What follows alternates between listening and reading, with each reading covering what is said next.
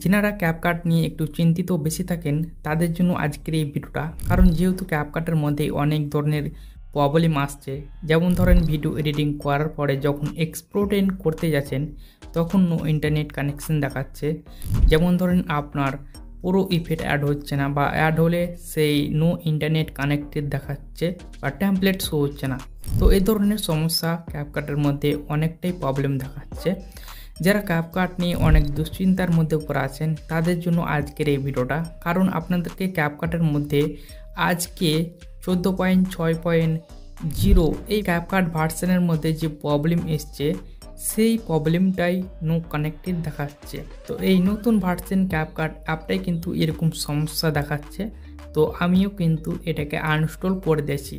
14.6.0 এই ভার্সনটাকে আমিও কিন্তু আনইনস্টল করে দিয়েছি, ইনস্টল করেছিলাম। তো একই সমস্যা দেখাচ্ছে, একদম সেম প্রবলেম। তো আমি আরেকটি নতুন ক্যাপকাট অ্যাপ ইনস্টল করেছি, যে ভার্সনটা হচ্ছে 14.5.0। এই ক্যাপকাট ভার্সনটা আমি নতুনভাবে ইনস্টল করেছি। তো এই ক্যাপকাটের মধ্যে কোনো কিছু আমি সমস্যা দেখতে পাচ্ছি না। তো চলুন আপনাদেরকে সেই ক্যাপকাটটা ওপেন করে দেখাই।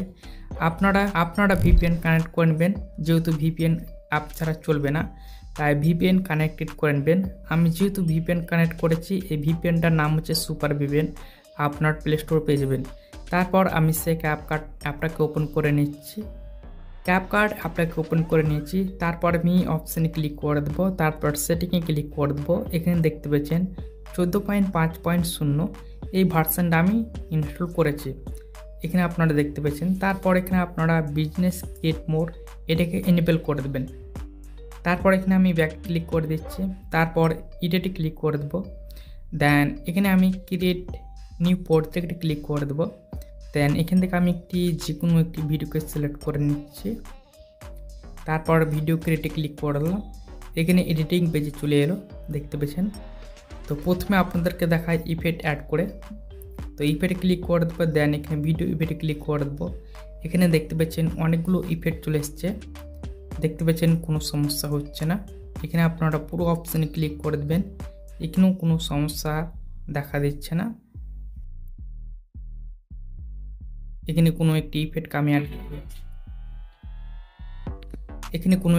অ্যাড করে নিচ্ছি। তো এখানে আমি অ্যাড করে দিলাম। অ্যাড করার পর দেখতে পাচ্ছেন এখানে কোনো সমস্যা হচ্ছে না। বডি ইফেক্টে ক্লিক করে দেবো, এখানেও কোনো একটি ইফেক্ট অ্যাড করে নিচ্ছি। এখানেও আপনার পেয়ে যাবেন পুরো ইফেক্ট, দেখতে পাচ্ছেন অনেকগুলো ইফেক্ট এসছে নতুন নতুন, আপনারা সেই ইফেক্টগুলো কিন্তু ব্যবহার করতে পারবেন। তারপরে ফটো ইফেক্ট, এআই ইফেক্ট, আপনারা বিভিন্ন ধরনের অনেকগুলো ইফেক্ট পেয়ে যাবেন, যেমন টেমপ্লেট, আরও অনেক ধরনের টেমপ্লেট পেয়ে যাবেন। এখানে আপনারা ফিল্টার অপশন পেয়ে যাবেন, এখানে দেখতে পাচ্ছেন কোনো ল্যাগ হবে না। তারপর এক্সপোর্টিং যে প্রবলেমটা হচ্ছে সেটা হচ্ছে আলট্রা এআই এইচডি। তো আমি এই অপশানে ক্লিক করে দেবো। দেন এখান থেকে আপনারা রেজুলেশনটাকে সিলেক্ট করবেন। এখান থেকে আপনারা যতটা হাই করবেন আপনাদের বিষয়।